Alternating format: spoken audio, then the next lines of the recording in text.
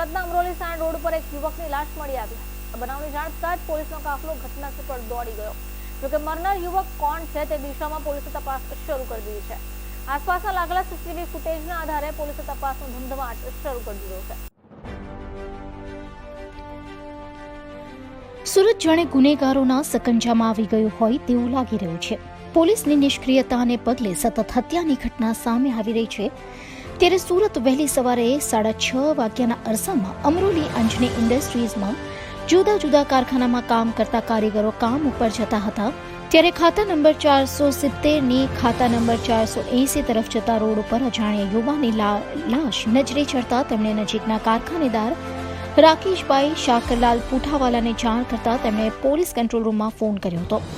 બનાવની જાણ થતાં સ્થળ ઉપર પહોંચેલી અમરોલી પોલીસે તપાસ હાથ ધરતા 40 થી 45 વર્ષના યુવાનને બોથડ પદાર્થ વડે માથાના ભાગે તેમજ ચહેરાના ભાગે ગંભીર ઈજા પહોંચાડી મોતને ઘાટ ઉતારી દેવાયો હતો।